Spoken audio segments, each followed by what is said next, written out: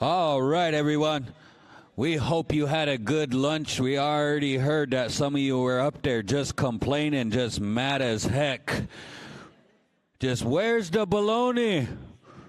I want an extra thick cut of bologna and a ring of red. Yeah. But we hope you had a good lunch. We hope you had some awesome breakout sessions. Welcome back here. We're going to get started with our next panel. We are happy to invite our host for this next session, Nicholas Lewis, council member for the Lummi Nation, and Melanie Forkiller from the Choctaw Nation, Director of Self-Governance and Health Policy, and our guest, David Simmons, Director of Government Affairs and Advocacy at the National Indian Child Welfare Association, and Kimberly Clough, Legal Director at the California Tribal Families Coalition. Man, these guys got some titles to their names. They're just esteemed.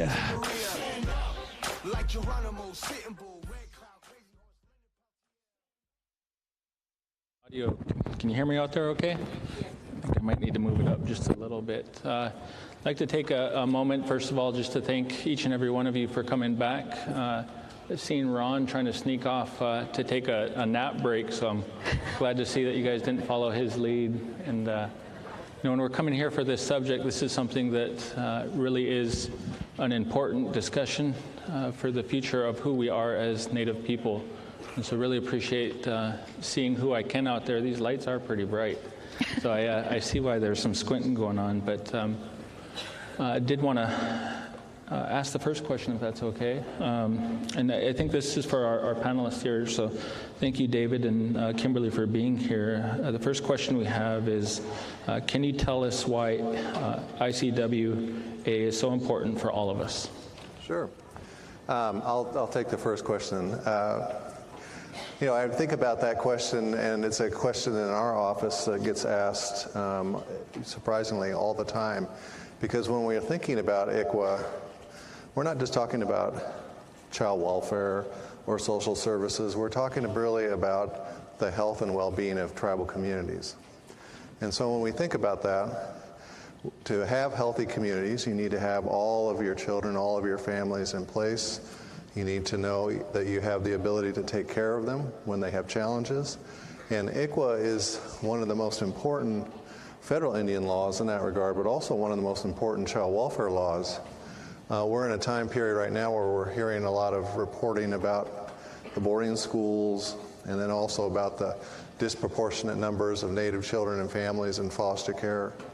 And these are all signs that we need a law like the Indian Child Welfare Act to protect Native children and families, to give them that extra assurance that they'll receive fair treatment when they're in another court system like the state or county court system, and that they can depend that their tribes, their tribal nations, people who are important in their families, will be asked to be part of those proceedings and those important decisions that go forward. And those decisions are ones in child welfare systems that can affect children and families for generations to come. So to me, the Indian Child Welfare Act is critical just to not just individual children and families, but it really is critical to the whole community. Thank you so much, David. I'm going to turn now to Kimberly.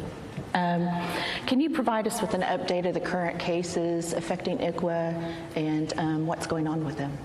Absolutely. So we find ourselves at a really important juncture when it comes to the Indian Child Welfare Act, and I agree completely with David. I think that the Indian Child Welfare Act is probably one of the most important pieces of civil rights legislation in Indian country in the last many decades, and it is under attack right now, without question. The case that everyone is talking about is known as Brackeen, also known as Texas v. Holland, and that case is literally sitting on the steps of the United States Supreme Court at this time. So that is really the no longer kind of an existential threat to everything that David just talked about when it comes to the Indian Child Welfare Act and the safety and security of Native communities. It is a real threat that the United States Supreme Court is going to be hearing. Oral argument probably, early next year, could be even late this year.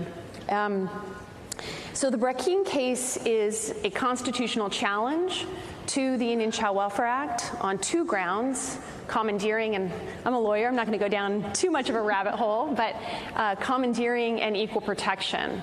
So the attack is to say, the folks who are attacking ICWA are saying that the Indian Child Welfare Act is unconstitutional because it treats Native children, Native people, different based on their race.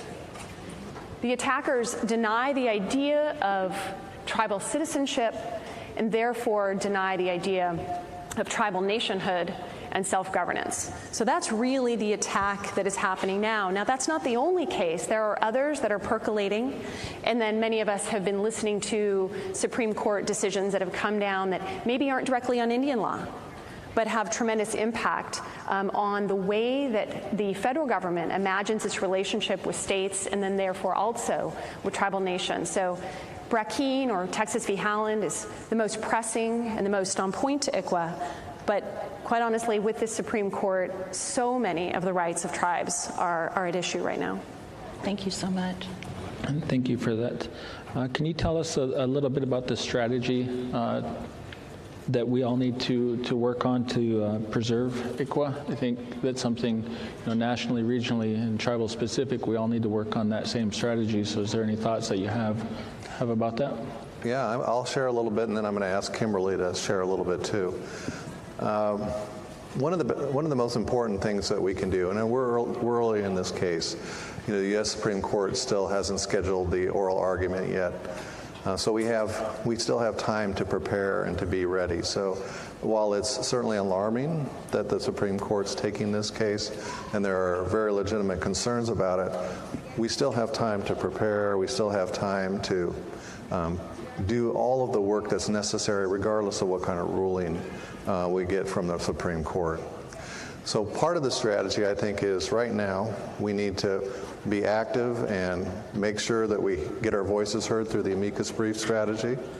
That means signing on if you're a tribal nation or an Indian organization, contacting your congressional members, contacting your state AGs, making sure there are briefs for all of those folks, making sure that you help them get signed on.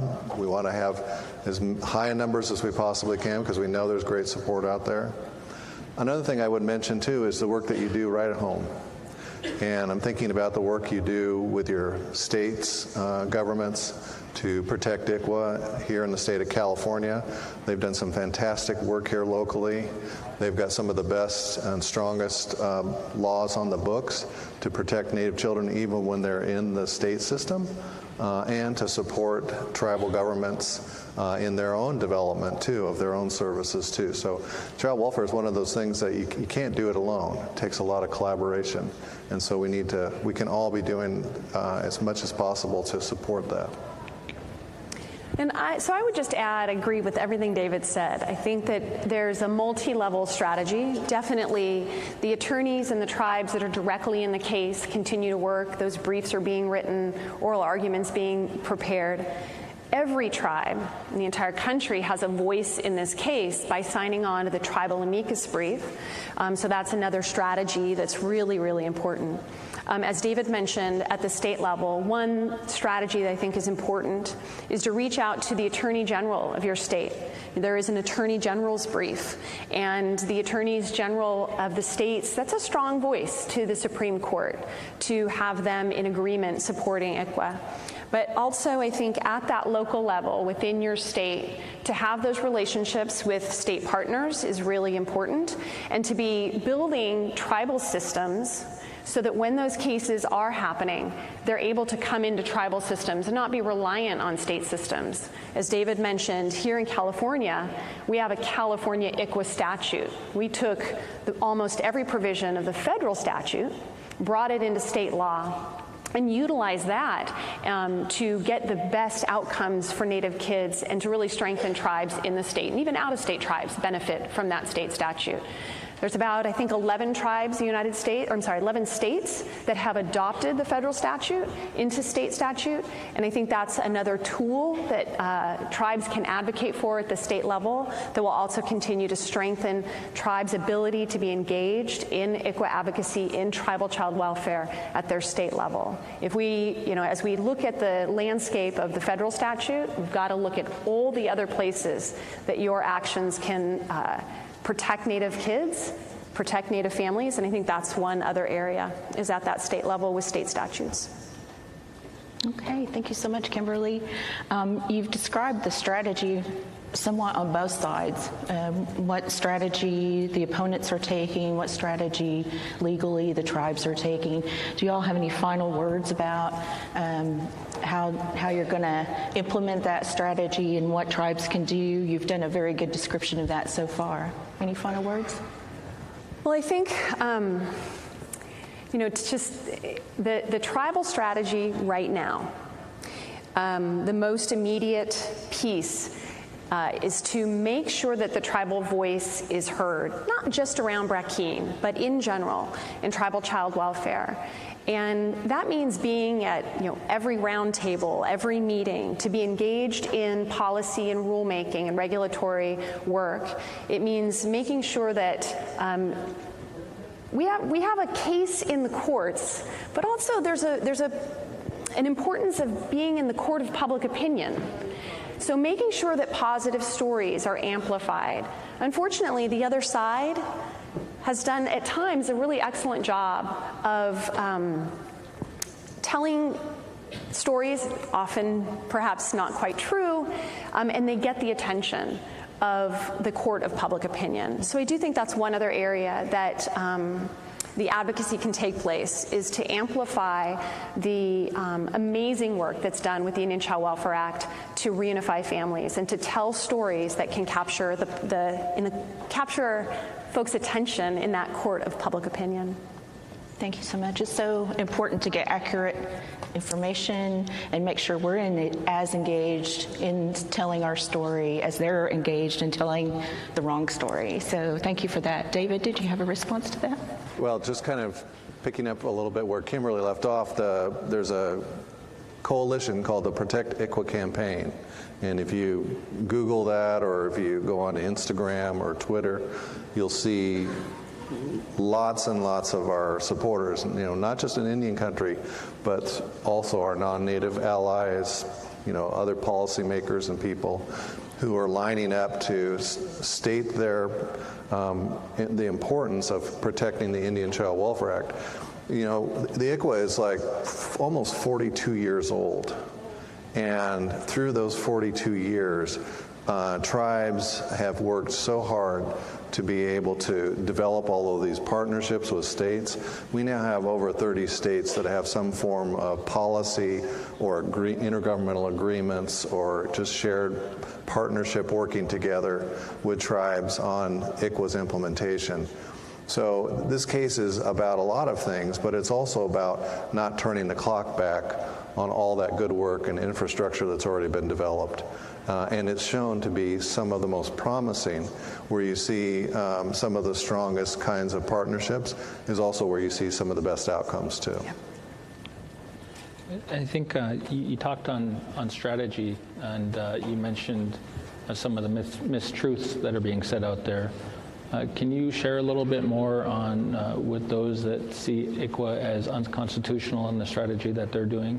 The lies and mistruth are part of that, but is there anything more you can share so as tribes we're more aware of those as well? Certainly. I think one thing that is so true and really sometimes a little confusing is that the Brackeen case, although it's an attack on ICWA, is really not about child welfare. It is a big attack on tribal self-governance and on tribal existence. That's really what it's about. And so when you think of it that way, it's easy to understand that the folks on the other side of this, you'll see headlines or you'll see their press releases that talk about protecting Native kids, that Native kids are disadvantaged by ICWA. There's not one tribe or village or sovereign nation in the United States that is not on the side of protecting ICWA. The other side really has a much bigger agenda about undoing tribal sovereignty, undoing tribal self-governance.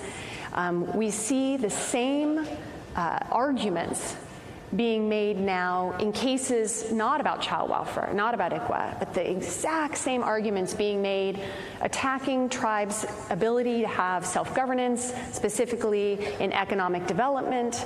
And so the folks on the other side of this, really their agenda is so much larger than child welfare. That doesn't mean that this isn't really important with regard to child welfare. But to understand the mentality on the other side, we have to recognize that this is an attack on tribal sovereignty, and therefore the response must be a response to protect both ICWA and tribal sovereignty writ large. It's simply, this is one of, unfortunately, many other attacks that we can expect. One of the distractions that some of our opponents put out in some of their media and statements is that somehow Native children, because of their political status, don't get the same protections that non-Native children do, and that somehow they're missing out on something. So I'd have two things to say about that. One is if you look at the national, even state data that looks at like how children in general and their foster care systems are doing, not so great. No. And in many cases, they're not doing any better than Native children are, and sometimes even worse. And that's all children. Mm-hmm. So there's clearly something that's not working in child welfare, but it's not ICWA. It's something else. The other thing I would say about it is that they're trying to distract you by saying that somehow that tribes are not able to even take care of their own children. So they're playing on the gross stereotypes and myths that have been out there for many, many generations. But we know differently, right? We know very differently. We know how kinship care is the way to success and to raising children to be healthy and well. We know about the power of extended family networks, about tribal cultural traditions and healing. We know all of the things, the good things that happen in tribal communities across this country, that when Native children are denied those things and their families, they actually suffer more. So I would just be careful not to be distracted by some of those things, and remember the things that you already know to be true. I think that's very interesting what you both refer to in terms of those strategies taken in other cases that are about sovereignty, are about tribes governing themselves, the scare tactics with regard to protecting Indian children. We saw the same thing in the Castro case that was just rendered about that if you're Indian, you're not receiving the same public safety and health, public safety protections as others unless the state steps in and provides that protection on behalf of the tribe. So it's interesting to hear those parallels. Are there other cases like that that are presently on the cusp of being decided that are similar to that? Well, there's always, unfortunately, there's always cases somewhat percolating. And we try to watch those cases. Unfortunately, California has a distinction of having more appellate cases around the Indian Child Welfare Act than every other state combined times 2. So here in California, we spend a lot of time watching cases as they're coming up. So we really focus on that, making sure that we're ready to be responsive to those. But then beyond the Indian Child Welfare Act, we are seeing other cases that are percolating. And not this term, but we anticipate additional cases coming in the following terms. And so while we want to, have everyone understand the importance of this case, we also need to build that muscle about being ready to rally and to advocate and to respond to all the cases that unfortunately are going to continue to come. And then also be ready legislatively. Right? There's multiple places that these cases get fought. In the federal courts, in the court of public opinion, on the Hill, at the state level, and we have to be somewhat all those places at the same time. Thank you, Kimberly. Did you have anything to add, David? I disagree with everything Kimberly's saying. I mean, we, even before the Brackeen case, became kind of well known, we were thinking about all of the different strategies that we see play out day in and day out. And when tribal nations work to improve their own programs and their self-governance around things like child welfare and social services, they become stronger partners with whomever they seek out and choose to partner with. And we can see that, and have been seeing that for decades now, the increase in the number of examples of tribes and states partnering. And so while we have, in the Brackeen case, a small but very vocal group, it really doesn't reflect I'd say, widespread support for ICWA and for tribal nations being involved in the matters of their citizens. I think on that note, you mentioned a little bit about what tribes and organizations can do. You mentioned contacting the attorney generals from the state, those type of things. Is there a place for tribes? Each tribe has their own capacity level on what they can do, but some of the things that have been helpful for tribes is toolkits, template letters, those type of things to help frame the conversation and bring others along. Is there a source or a place where you guys have that, and you can let the tribal leaders here know about where to go get that information? Well, there's a couple of places. I think one easy one, we could all pick up our phone and look at the Native American Rights Fund. They are part of a consortium, also David's organization, that is kind of at the forefront of the work at the Supreme Court. And so going to NARF is one source. The organization that I work with, California Tribal Families Coalition, we also have a presence online. You can look that up. David mentioned, the hashtag Protect ICWA. You can kind of lean into that and find links to make it there. I think right now, in terms of toolkits and resources, what I really would encourage everyone to do is find who's really leading, perhaps in your state or in, say, a consortium of tribes. Find who's leading that voice and see how your voice can be added to that. There are right now many amicus briefs that are getting ready to be filed with the Supreme Court, and those are friends of the court who have a voice this round at the Supreme Court. There is, and David mentioned this, there are an incredible coalition of folks, organizations that do support ICWA. The American Academy of Pediatrics is filing an amicus brief saying that ICWA is good not just for kids' emotional health or mental health, but for Native kids' physical health. The Indian Child Welfare Act is good for them. The Attorney General's brief, there are others. So there's lots of ways to add your voice to this advocacy. And I would start with just finding those resources online, and then that will lead you to links and get there. But that number one takeaway is make sure that your community is signed on to the tribal amicus brief. Make sure your voice is added. It's very simple to do.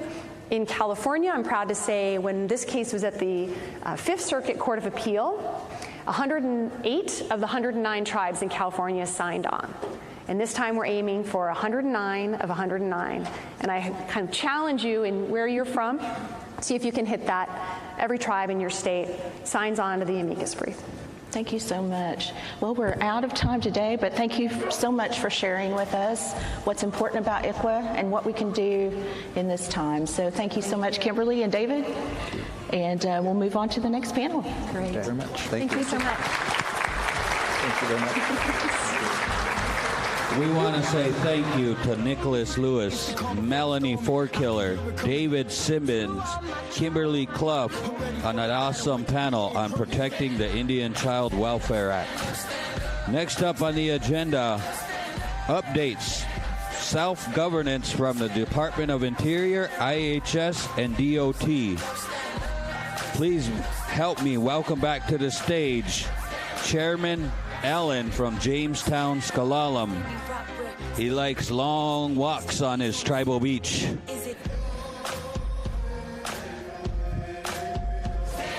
Our guest From the Wakanda Nation, Sherry Freeman, Director of Office of Self-Governance at the Department of the Interior. Another guest from the Seneca Nation, Jennifer Cooper, Director at the Office of Tribal Self-Governance at the Indian Health Service. And from the Kiowa Nation, Eldridge Anko, Senior Tribal Affairs Advisory at the Department of Transportation.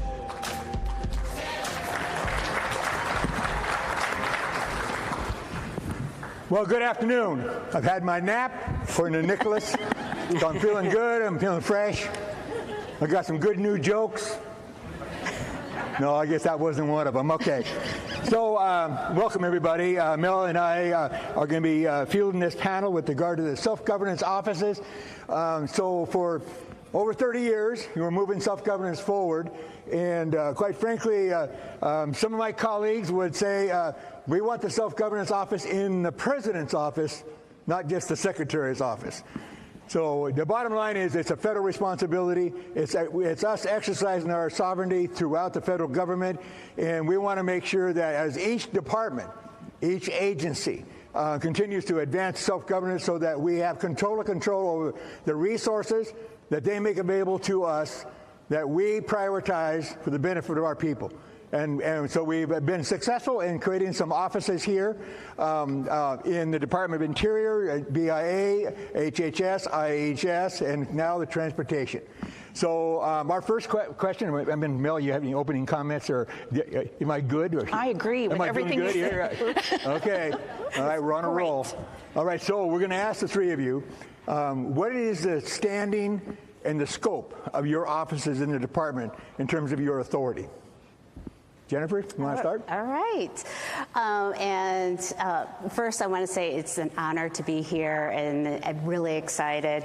The Office of Tribal Self-Governance and IHS oversees the Title V of the Indian Self-Determination Education and Assistance Act, and where tribes are able to compact programs, services, functions, activities, PFSAs. We could play alphabet all day.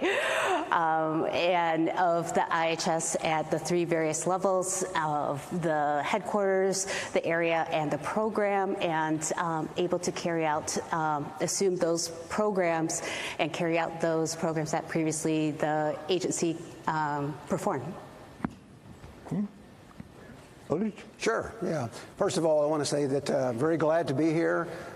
Just based upon the large turnout that I'm witnessing, obviously self-governance is a high priority and an exciting thing for tribes. So it's really good to see that. As far as the scope of the Self-Governance Authority and the Department of Transportation, the scope is really comprehensive in our department. This is a department-wide rule.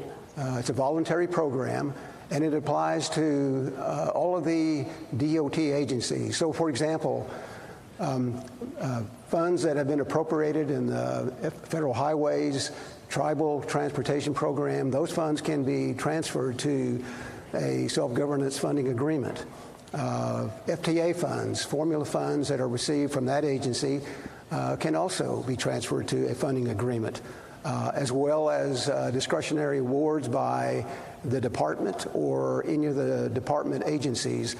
Those kinds of funds can also be transferred to a self-governance agreement. So we're certainly excited about the types of funds that can be transferred. I forgot to mention that funds that are even appropriated to state governments, like the FTA's rural area program and the Federal Highway Aid Program, those funds that are apportioned to state governments, if tribes are recipients of those funds can also be transferred to a self-governance agreement as well.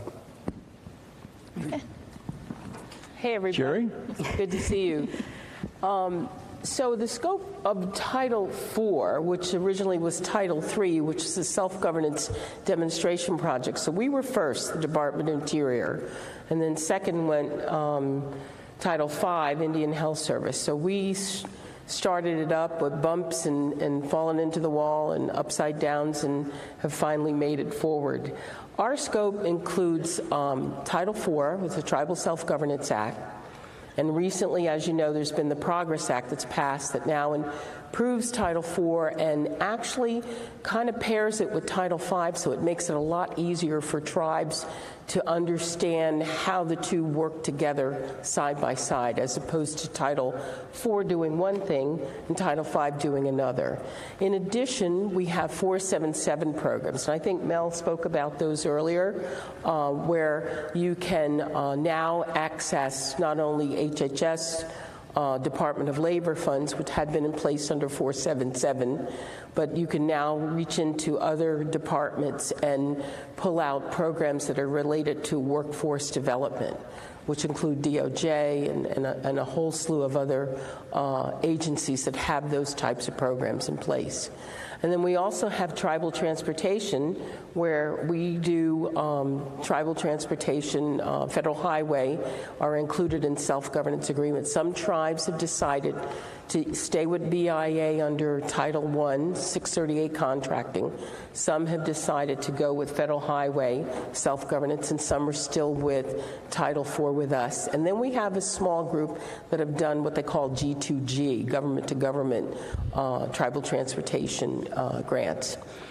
And we do take competitive grants and put them in. I know there was a big hoopla over 477 taking, but our self-governance office decided that made sense to make it easy for tribes to pair those competitive programs with other programs that are already in place. So we have some competitive discretionary, and then we have, and we've had for a very long time under Title IV, other parts of the Department of Interior.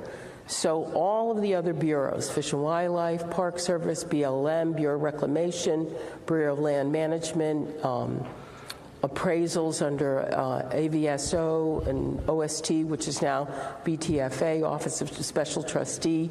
All of those other programs are also, as Jen said, program services, function, and activity available to tribes, but in particular for those non-BIA, if it's a historical, cultural, or geographic program, service, function, or activity, that's available for a tribe. And I know people sometimes say, well, tribes only picked up the maintenance part, or they only picked up the garbage to do for Park Service or Fish and Wildlife. And I would say that's because sometimes that's all the tribe asks for.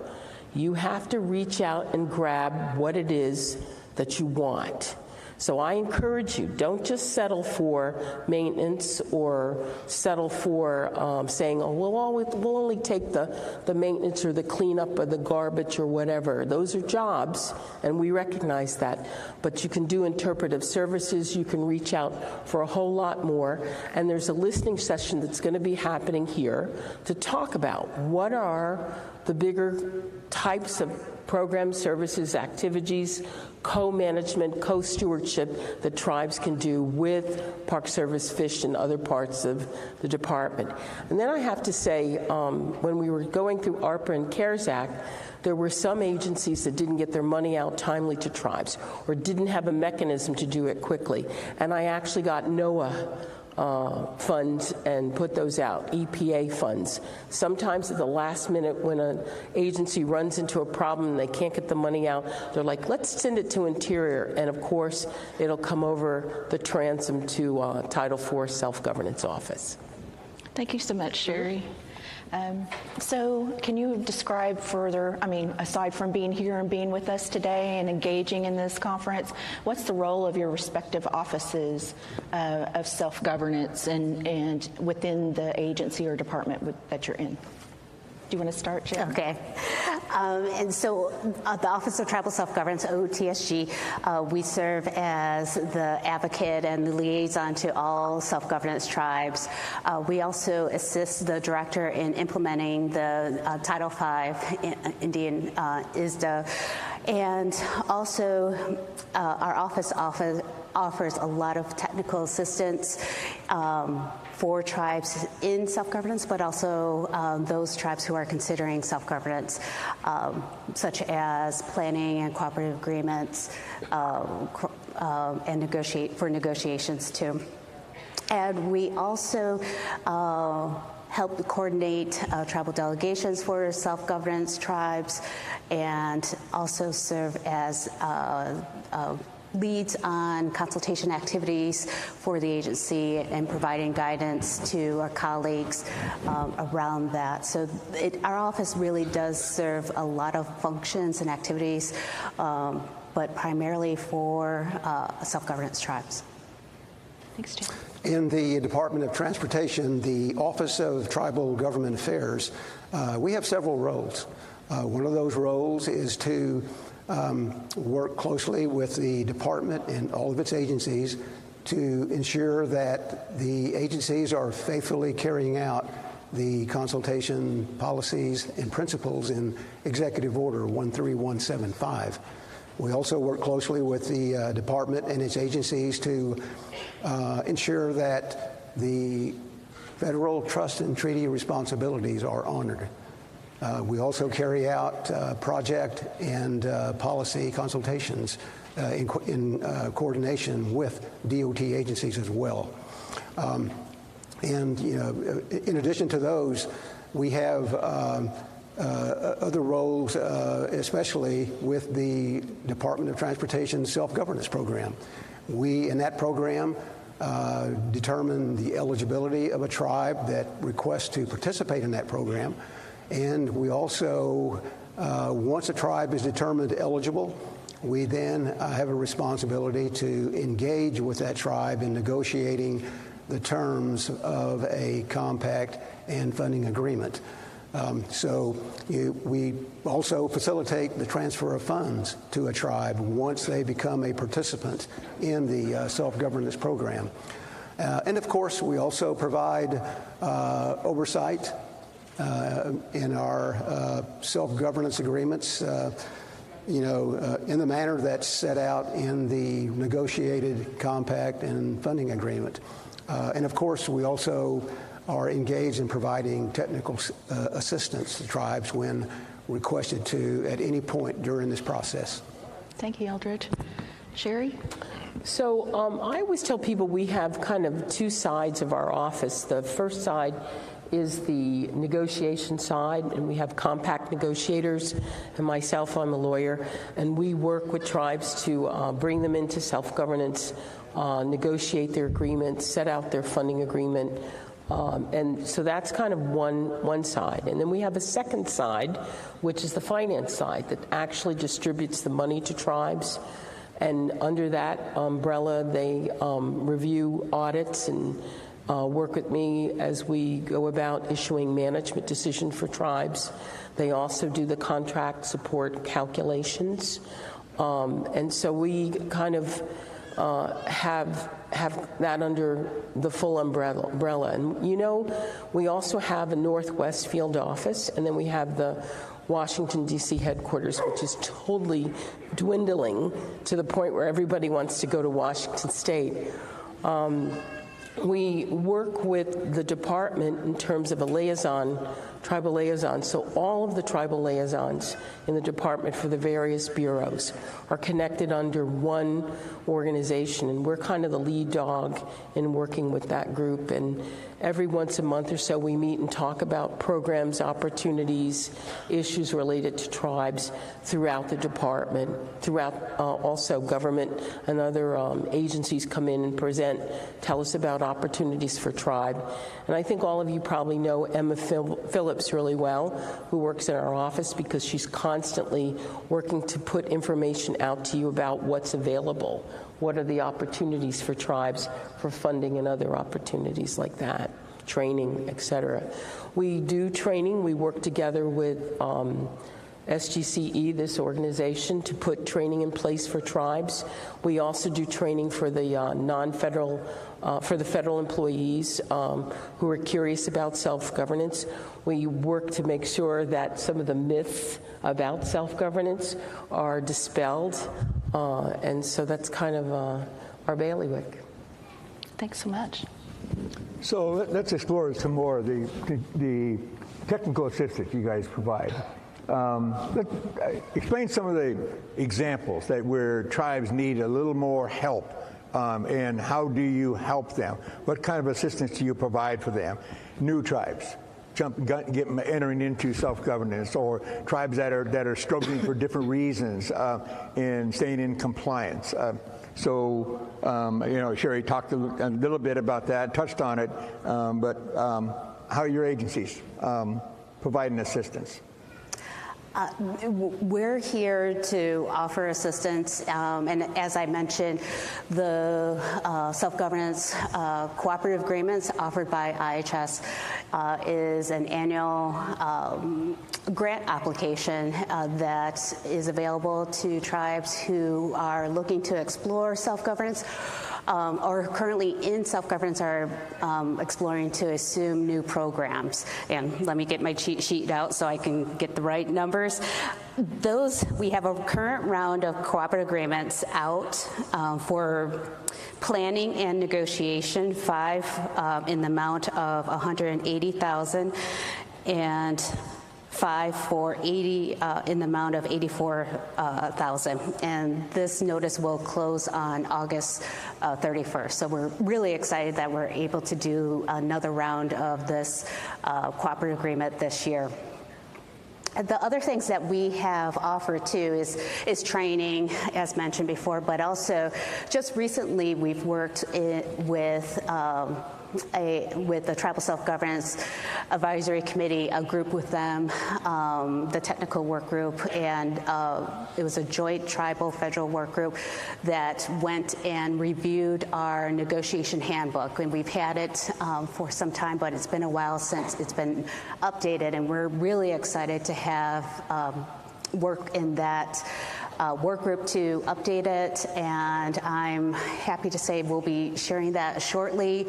So it is a resource for those interested in self-governance, or actually who are in self-governance, just to get a sense of the complete picture from start to end about self-governance. And then also our office is always available to answer calls and provide informal guidance or technical assistance on various questions around self-governance. So if I might, Mel, take a little liberty here. Sherry talked about how they're doing training for both the tribes as well as for internally within the system. Are you doing that as well? And I'll come back to you, Sherry and Eldridge. Are you seeing any resistance from any of the sectors within the career folks, people who are still hesitant after all these years about self-governance?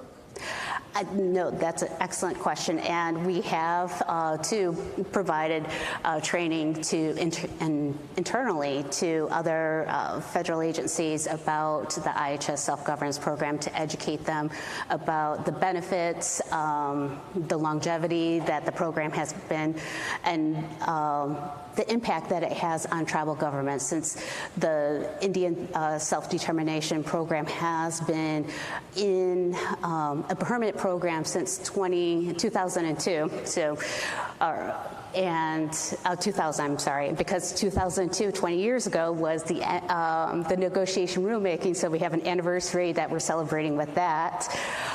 So it's really been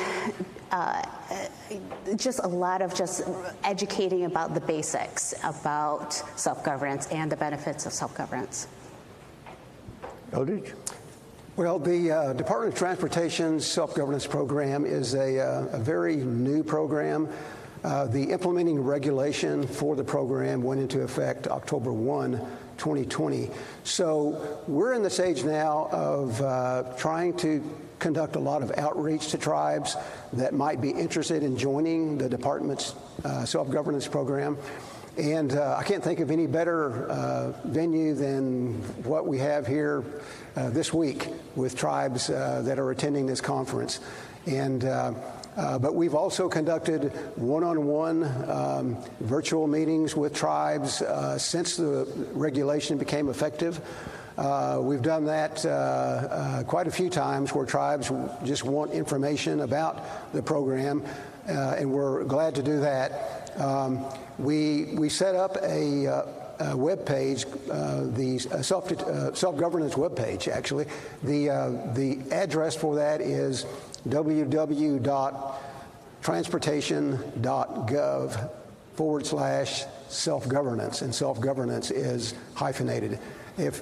It's important to put in the www at the beginning, because if you don't, it's going to direct you to the Department of Transportation's webpage rather than the self-governance webpage. So that is a good place for any tribe that's interested in our program to get general information about the program.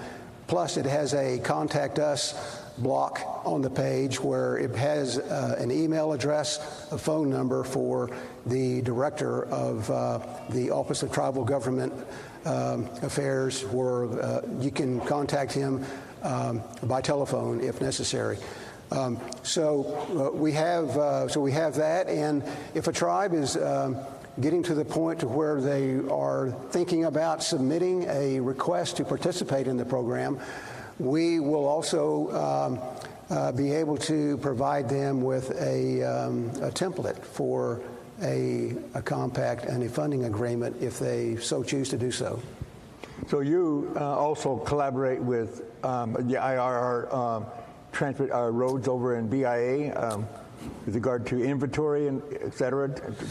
We have had our discussions with the BIA on that issue and other issues as well. So we do collaborate with them on those kinds of points, yes. Will they be maintaining the inventory, or will you start? They would continue to maintain the inventory. Sherry, any other thoughts about? So for new tribes, we have three ways to go about this. We put out every year something called negotiation guidance. And I remember one year I was at a conference, someone said, "Sherry, that guidance is 104 pages. And I said, "Oh, really? It's that big now?" And I said, "Well, you really only have to read the first 30 pages. And the first 30 is more of a narrative of what's happening in terms of your funding agreement and your compact. But the other pages are really attachments that help explain to new tribes who are some of the contact people, some of the model agreements that can be used for them to take a look at, and some other documents that help them in terms of contract support and other things like that. So that's the first start place, is to look at that negotiation guidance, and that's a draft. So when you look at it, you'll see it on the QR code. It's redlined, and you say, "What's that about?" And it's redlined because it's an opportunity for tribes to comment on it and also change it and send comments in to me before it goes final if there's something we missed or something that we need to be aware of. And then 30 days after this conference, we'll take it into final and use it as a guide for the BIA and for my compact negotiators to work through negotiations and help you get going. Then we have one-on-one, either virtual during COVID, but now we're back to one-on-one, actually visiting the tribes, spending time with them, understanding their issues. We'll have our compact negotiator go out and sit down with them and talk through with council or talk through with the self-governance coordinators. Sometimes they'll come into the regional offices and they'll meet with the RD and their staff, and we'll do a pre-negotiation to talk about tribal shares, to talk about some of the issues, some of the programs the tribes want to take over, some that they want to leave with the Bureau to continue to take care of it. And then I guess the last thing that we do is we open a window between December and March 1. So a tribe can apply to self-governance at any time. You can apply at any time. But the catch is you got to get in that December, March 1, because we don't bring you on until fall of that year, that March 1 year. So March 1 is kind of the deadline to get your applications in. and we'll help with the applications. I know that Linda Austin is here from Isleta del Sur, did a planning document that is absolutely one of the best we've seen, and so she's around here and over here, yeah. If you find Isleta del Sur or Linda, she'll help you through that process, or we'll refer you to her to help take a look at one that we felt was one of the best planning programs that have been put together. But the other thing I want to say is don't stress out. I mean, and they learn this lesson. You can just take your 638 programs and roll them in and hit the brakes. You don't have to go through all of this, oh my God, we're going to be running this, the Bureau's going to step away, blah, blah. No, it can be that simple. Just roll your 638 in and then get going and then start making those decisions that to move directors around or to plan to do things differently. So don't stress out is what I need to tell you when you jump in. Right. Thank you so much, Sherry, for that advice. So I've heard a bit different approaches in the roles that you all have in negotiations, and just being aware of your offices, there's a slightly different tack that's taken in terms of your direct staff being on the negotiation team, whether that's assigned. Can you talk about the negotiations process and your office's role in negotiations? Eldridge, would you like to start? Certainly. In the Office of Tribal Government Affairs, they fully support the lead negotiator in the self-governance program. In our program, I am the lead negotiator. It's my responsibility to engage in regular meetings with a tribe in order to negotiate the terms that will go into a compact and funding agreement. The Office of Tribal Government Affairs fully supports and coordinates myself as a negotiator by working with other DOT offices and agencies in regard to policy, program, or legal issues that might arise during the negotiations. But given the fact that they are involved, that the Office of Tribal Government Affairs is supporting me during the negotiation process, I think the process itself shows that it's really a whole of DOT approach to the negotiations, so that I have the support not only of the Office of Tribal Government Affairs, but other offices and agencies within the department whenever an issue might arise. Thank you. Jen? Yeah, in IHS, we have an individual in each area known as the agency lead negotiator, the ALN, who has the delegation of the director to represent the agency at the table during negotiations. Now, these individuals also have the support of the agency and SMEs throughout the agency while they're at the table, including the Office of Tribal Self-Governance is part of their negotiation team in negotiations throughout the country. And then our office also plays a role in when it comes to final review and signature with the Office of the Director. So we're indeed involved, whether it's staff or throughout the negotiations as part of the team. So, thank you, Jen. Sherry, would you like to respond? So for DOI, we have compact negotiators, and then I'm the single awarding official for 137 funding agreements. So I can't be everywhere all the time. So I have, now I have 2.5 because we've lost Ken Reinfeld retired. So we have like 2.5, and I guess Vicki Hanvey and I make one whole to help with negotiations. And I don't want to use the term lead, because I want everybody to come into a negotiation feeling an equal partner to the process.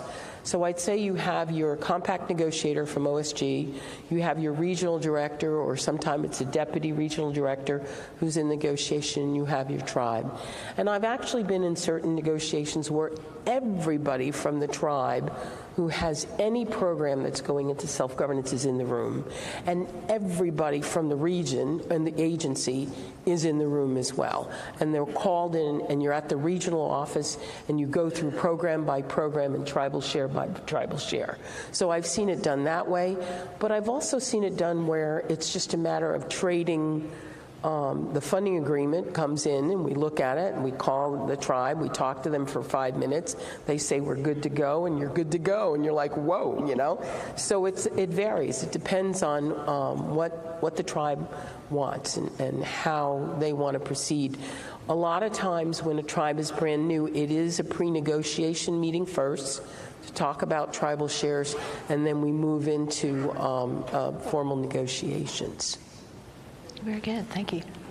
So, Jen, you and Sherry both have been in the game for quite a while and have a good handle on self-governance and have had numerous experiences. Eldridge, you're beginning, as you have said, in transportation.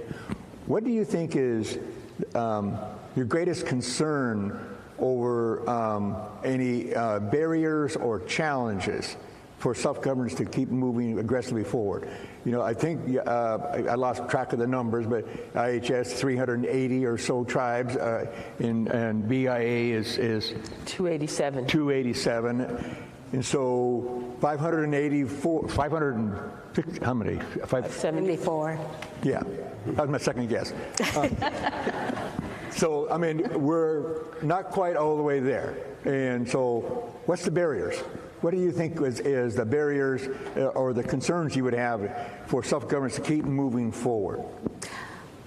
I actually, in terms of IHS, there's strong interest in tribes who are not currently in self-governance, who are really exploring self-governance at this time. So it's we currently have 109 compacts and 135 funding agreements, and transfer nearly $3 billion to tribes and tribal organizations who have funding agreements.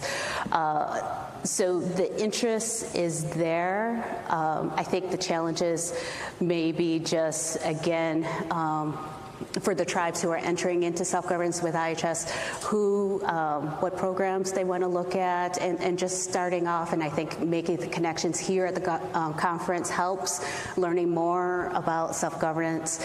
But it's really exciting to see so many people here, and even just other federal colleagues here too, who are where self-governance is growing.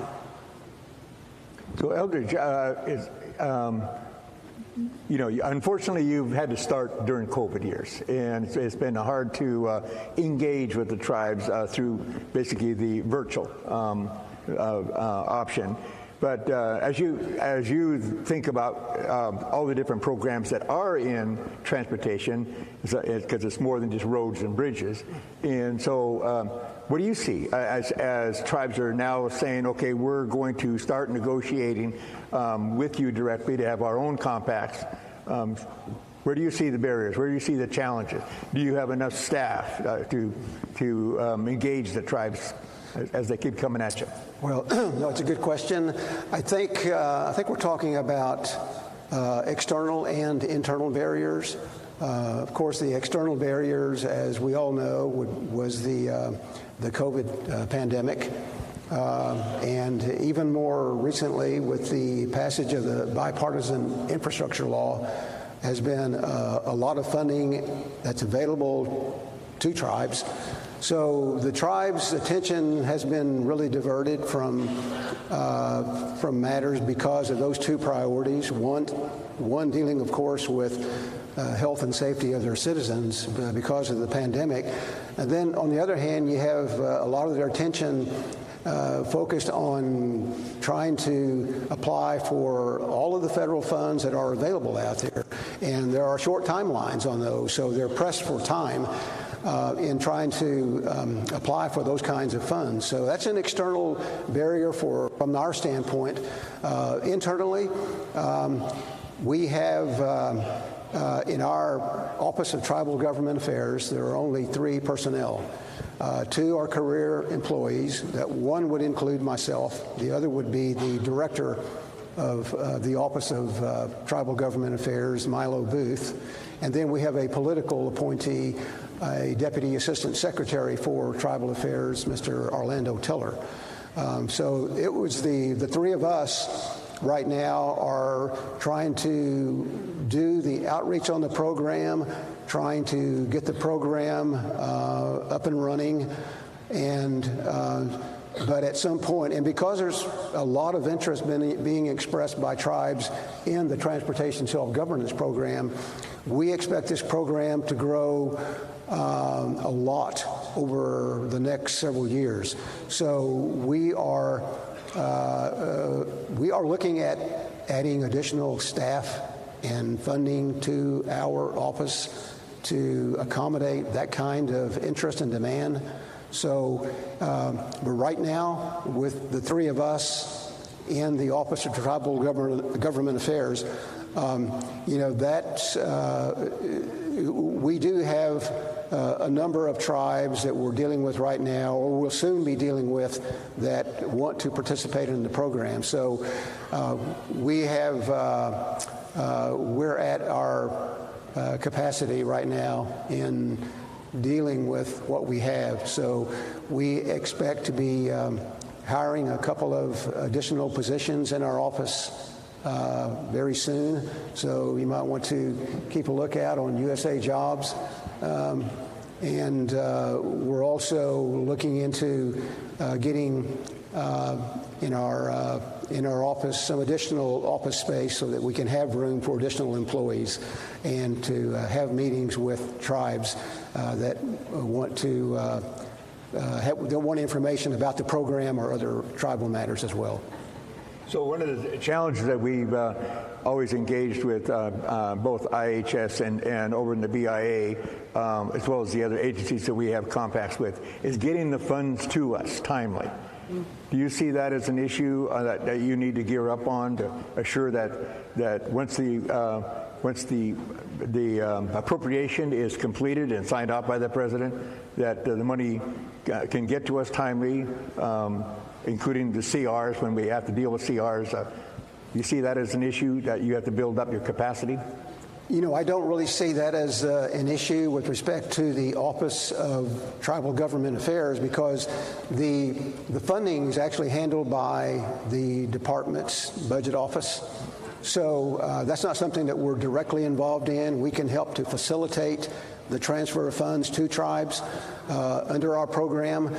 Once funds have been appropriated to tribes, we're subject to the Prompt Payment Act under our regulations. So that means that we are obligated to provide those funds to a tribe within 10 days of the OMB's approval of an apportionment of those funds. So we will, and we have been working closely with our budget office in order to address whatever administrative issues or barriers might be present in order to make sure that we can meet those kinds of regulatory timelines. So if we don't get our money in 10 days, we can charge you interest? I'm just joking. Sherry, challenges. So I think our biggest challenge in having tribes join is audits. Audits create a problem, and now with the new Progress Act, it's a little bit easier for folks to get in. But for the longest time, the audits were really pushed a lot of tribes back from joining self-governance because they didn't have those clean audits to be able to come in. So I think that was it. So we're coming down to the final 2 minutes here, so we'll give you each an opportunity to let us know any further updates from your office or anything else you'd like to share with the group. I got more. So I want to make sure that everybody knows we have a room here available for new tribes, new employees, people who just want to know. For both contract support calculations, we have our folks here at San Pebble D, and we also have our self-governance database that's almost like your bank account, your tribal bank account that comes from the federal government, and you can go in they teach you how to go into the self-governance database to see your money and see it as it's being drawn down and put into your account. So I want to make sure staff is in there, and even if you don't need that help, stop by and say hello, because it would be great to spend some time and meet with you. And then we also have a New Tribes coffee during the coffee break on Thursday. We're going to Thursday morning, we're going to have some time to kind of visit with you because we missed you during the COVID time. So we look forward to spending a little time and introducing all of us to you so that you know when something goes wrong or where things are going well, who to call. Thanks, Sherry. Jen. Yeah, no, I first want to thank everyone for attending this. I think, again, I'm very excited about the conference because it is an opportunity for all of us to come together.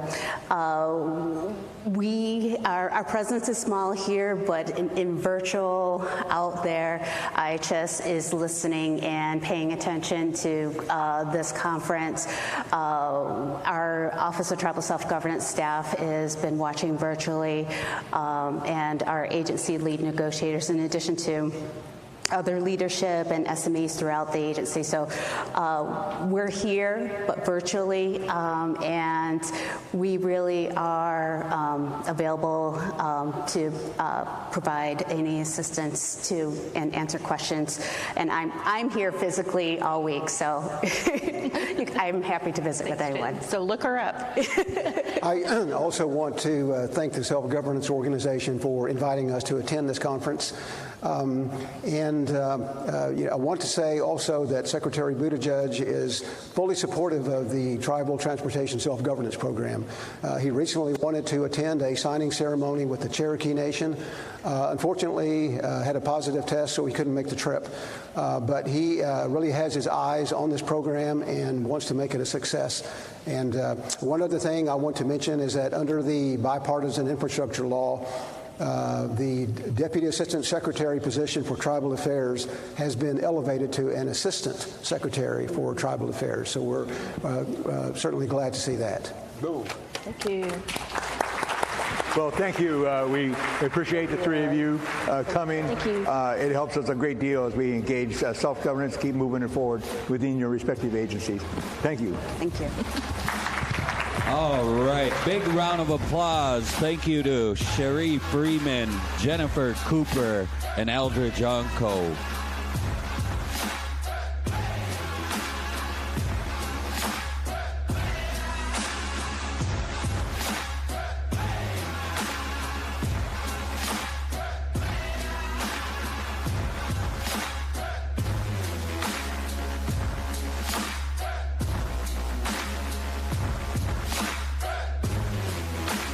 Ladies and gentlemen, for our last session of the day, providing us with federal updates on the Tiawahi Initiative, please join me in welcoming to the stage Tricia Tingle, Associate Director for Tribal Justice Support at the Department of Interior,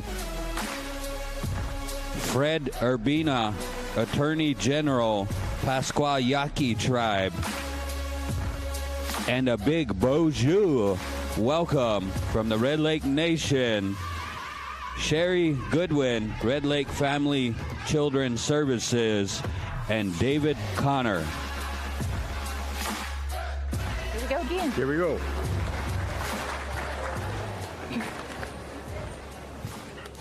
Don't let them get all savvy on you up there, Alan. I heard it's savvy. Okay. Go ahead. Well, welcome to all of you. We're interested in this panel in particular to talk about the Tiawahi Initiative and what you all have been doing with that and where it's going and where it's headed and how it can possibly grow. So can you kind of give us a little history of the Tiawahi Initiative, how it was created and so forth? Thanks, everybody. We got a lot of good things to say for tribes across the country, so try and hang in for a few minutes. The Tawahe Initiative was first introduced to the Tribal Interior Budget Council in 2014. Indian Affairs presented to tribal leaders there a concept or idea to better address poverty, substance abuse, domestic violence, and associated outcomes like youth suicide in tribal communities by providing tribes resources and putting tribes in the driver's seat to develop programs not to meet federal objectives but tribal objectives. So in 2015 it became reality, and they basically had 6 pilot tribes who would operate Tawahe with additional resources for 5 years. But also a lot of people aren't aware of this.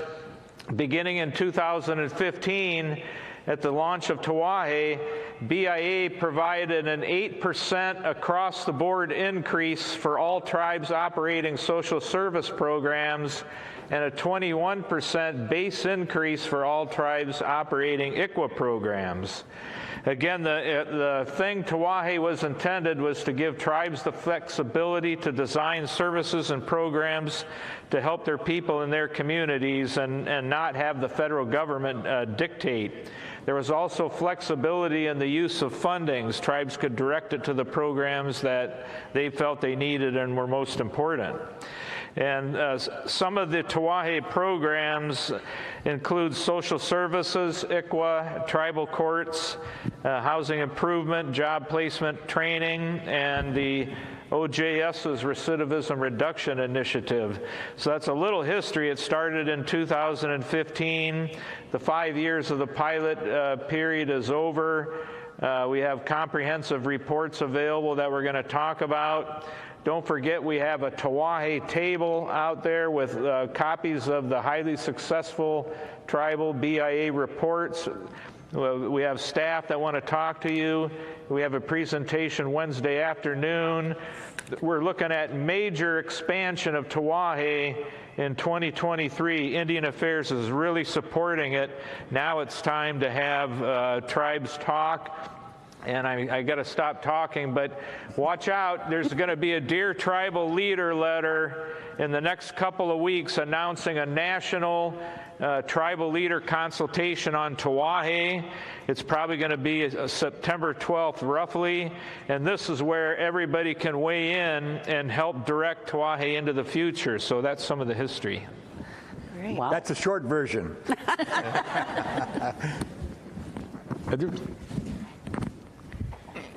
So can we talk a little bit about the benefits of Tawahe, not just for the tribes that participate, but more generally this initiative, and has it, sort of had a rippling effect and benefited other tribes? So thank you everyone for coming. The benefits are immense. So my subject matter expertise is tribal courts. And the one thing I do want to kind of piggyback on what Dave said is court money was not provided until 2016. And at that time, we had $5 million. Subsequently, we have $7.6 million. But the important thing about courts, which is different, it's in OJS and not in the Office of Indian Services, is that we do a tribal court assessment. We let the tribes direct us as to what they need, and 70% of our money goes to non-pilot tribes to conduct pilots that are self-initiated by tribes. So there's a lot of things that we do with code development, and I'm talking a little bit too much, but I think that's very important. So the benefits that come about with Tawahe are family unity and community safety. Like I said, I speak for courts, and Fred can talk about Pasquayaki, and our funding provides attorneys for children who are in state court seeking transfer to tribal court. And our main focus is, for all tribes, is to bring up the functionality of the court so that when a transfer occurs, you have a functioning court that is capable and respected by the state court to transfer. That, in my lifetime, that's been a big deal, because in the 70s and the 80s, that was a challenge. So Red Lake has done some wonderful benefit. They have a wonderful wellness court that has been funded. And so I defer to Fred and Sherry. Oh, for the question? So I want to good afternoon, everybody. Wabashkianakwad Indigenous Zagayagan. So I oversee a program called Obimendoa Gadanawe Manidug, which means uplifting all of our relatives. So it's changing the mindset within the tribe. How can we better be working with our relatives?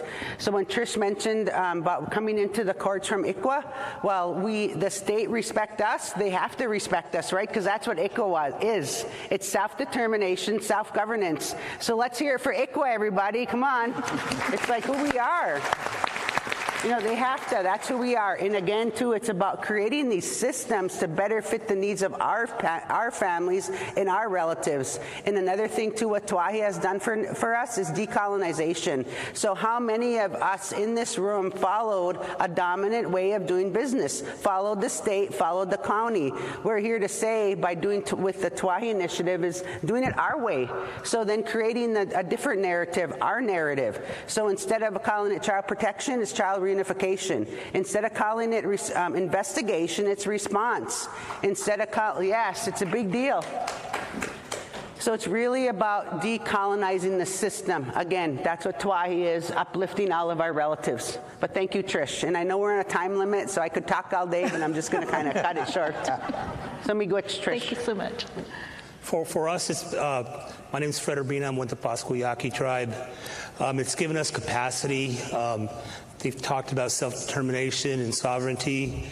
We operate a VAWA program. We've prosecuted over 100 non-Indians for crimes committed against tribal members in our court. That capacity was provided by Tawahi. Also, our ICWA cases, we operate in Maricopa and Pima County in Arizona. Our cases, on average, are closing faster than non-Indian cases in state court. The majority of our cases are ending in reunification or guardianship to tribal members. That's a huge change from before Tawahi. So we're operating a gold standard program in the state of Arizona, and we're going to be sharing that information with the rest of Indian country.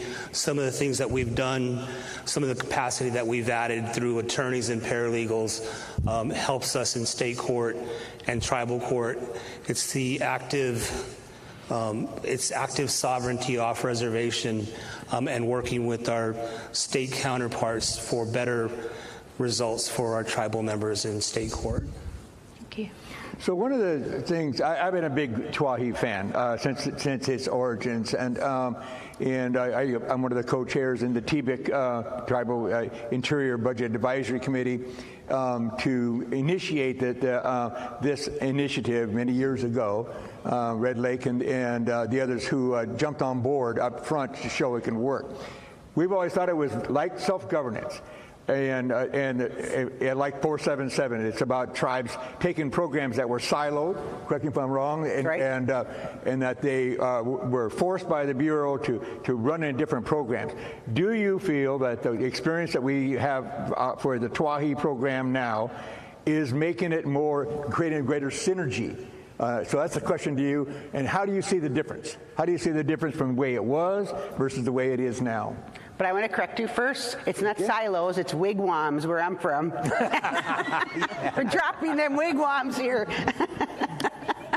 Go ahead, Dave.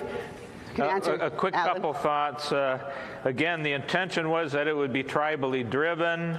They put us in the driver's seat. And another thing I've never seen before until maybe just recently, now that other agencies are catching up, but they told tribes at the beginning of Tawahi that we are blessing you to integrate your culture in every aspect of programming and services to an extent never contemplated before. Culture in all things, everyone knows that the key to success in strengthening families is with the culture. So that was fresh and new. And also, in a sense, there were no strings on the funding. The funding we got for Tawahe, the tribe determines where it needs the money and how to use it.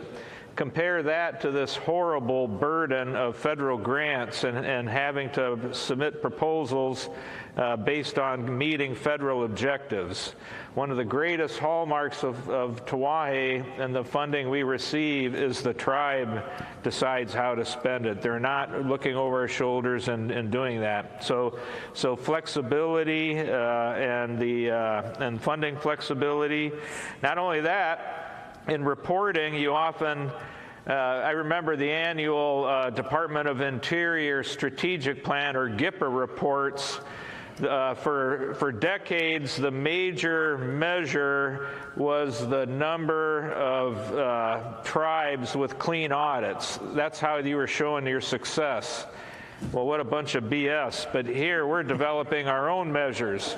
How are our families doing? How many people did we place into housing? How many, the reduction in the recidivism of youth. So we developed a whole new way of looking at measures, and again, a lot of those are reflected. We have a congressional report out at the table and a recent report. So basically, the whole key is that this is a whole new concept, and we want to get more people involved. Further thoughts on it? The further thoughts is it drops some shackles. So for many times we were shackled by some of these requirements. So it just really lets us run with it. And I'm really glad Dave brought up the culture, because that's a big piece. ICWA 1978, Indian Religion Freedom Act 1978, that's like yesterday. And they wonder why our disparities are so high. Because of that, and because we followed that dominant way of doing business. We're here today to say, no, we're doing it our way. So following up on these questions for you guys, I mean, do you feel like the reporting is easier, and do you feel like it's creating stronger families and stronger environment for the community, the children, et cetera? Yes, the answer is yes, it is creating stronger environment, and as Dave said, it is the cultural and traditional component that makes it work. And if I might, I'm going to answer your second question, but the one thing that, for an example of what happens is, and I'm going to use Red Lake and let Sherry really talk a little bit more about it, but something very near and dear to my heart is through their plan, every Tawahe tribe has a different plan. We don't have a criteria for the plan. They create the plan, and the plan is a living document. It isn't stagnant. When they have to change something, they do. And so what eventually happened at Red Lake was, I'll just tell you the end of the story, and Sherry can talk to you about the more particulars, is that the secretary, forgive me for going off on MMIW, but the secretary's initiative on MMIW is something that is very important. What Tawahe did for Red Lake was allow the tribe to bring, I know of 2 juvenile females home, took them off the streets, took them out of Beltrami County, and brought them home, and in effect saved 2 lives of vulnerable young ladies and brought them home. And that's what Tawahe does. It isn't a single plan. It is a plan that the tribes create. Sherry, do you want to talk about I just want to say that what Tawahe is, it's all about building services on the homelands. I know a bunch of you out there, right? What happens when we have these vulnerable adults, vulnerable children? Where do they go? Well, we have to send them off to homelands, and what do they see? Oh, here comes another Indian. We're going to make money off them. It's like, that's what they do. It's like, no, we're going to create the services on the homeland, keep them there, and prevent them from being MMIW or MMIP. You know, it's about keeping them home, uplifting them, building that relationship, providing that service there. And it's about knocking on the door of different systems, creating our policies and our guidelines. And then again, it's about dropping the disparities. I can't say it enough. And I'm so passionate about it because I love our people. I have hope for our people. You know, I'm going to talk strength-based, not disparities. Right. So, miigwech. Very good. Yep, great. Some good work going on here. I just want to address the reporting. I think that what I'm seeing on the reporting, and we can talk a little bit about it, is that the tribes are very willing to report the very valuable information that we need. So, for example, in the report that Dave talked about for courts, and I speak for courts, is over 250 children were placed back, were reunified at home, and while it isn't important, in many instances, there was a savings of over $2.7 million for foster care. You can't place a cost on the fact that the child gets to go home. That's not what this is about. This is about how we can use our money respectively and focus on maybe some health issues or mental health issues, substance abuse issues where it is needed. Yeah, does our family need a washer and dryer? Well, let's buy them a washer and a dryer. Does our family need beds? We know we have, economic disparities. Well, let's get them some beds. Whatever this family needs to uplift them, to give hope into that family, to reduce the stressors, their stress level, that's what it's about. Create a healthier environment. Correct. I'm all fired up. No, just kidding. You guys feel it? Come on. We're going to turn her loose here in a minute. Somebody lit a fire under her back there. Got my magic wand, so we're all good, right? So let's talk about the future of Tawahe. I mean, when we talk about expansion, we obviously talk about expanding to more tribes engaging in it. We've talked about expanding the programs that are engaged in it. Can you talk about the future and what you see happening? I'd like to first say something.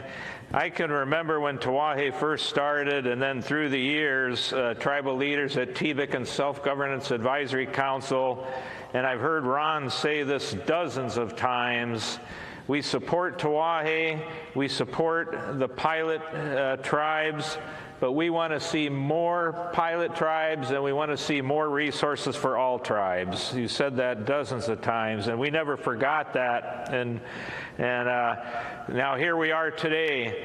In 2022, Biden had to do his budget too fast for any consultation, but he did include funding for 2 new pilot tribes in 2022. Hooray! And the Tribal Interior Budget Council, when it made its 2023 budget recommendations to Indian Affairs, they recommended 10 new pilot tribes, over $20 million in new funding, and another $10 million in additional resources for all tribes. The Biden administration answered by saying, yes, we agree. They've requested a $32 million increase in Tawahe for 2023 to add up to 10 more pilot tribes and new programs. For the first time in history, the BIA is requesting under Tawahe $8 million to help establish healing to wellness courts in Indian country. Never before happened. And $5 million for a new economic development commission to further economic development. So those are all big, again. And then they've announced the consultation, possibly around September 4th. They'll issue a Dear Tribal Leader letter. And again, a Dear Tribal Leader letter soliciting tribes who are interested in Tawahe to submit a letter.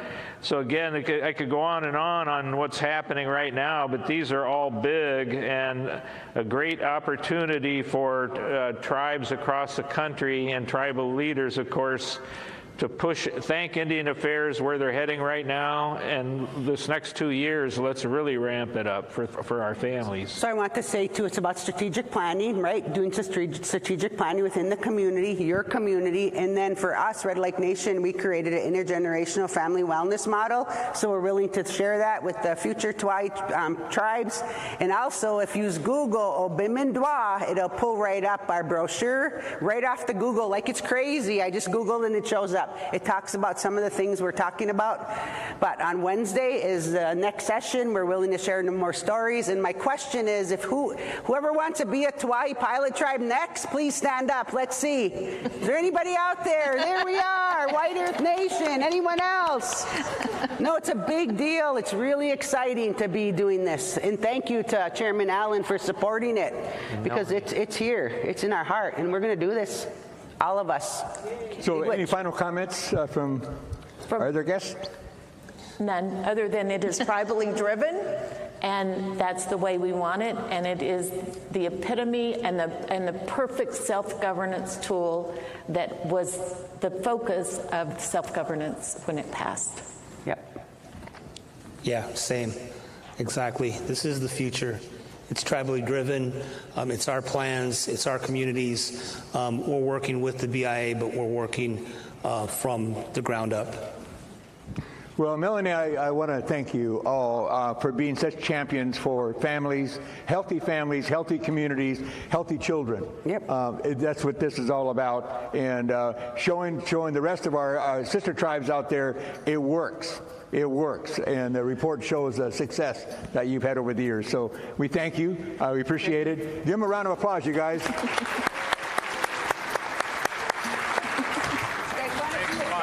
Before we go? Yeah. Come on.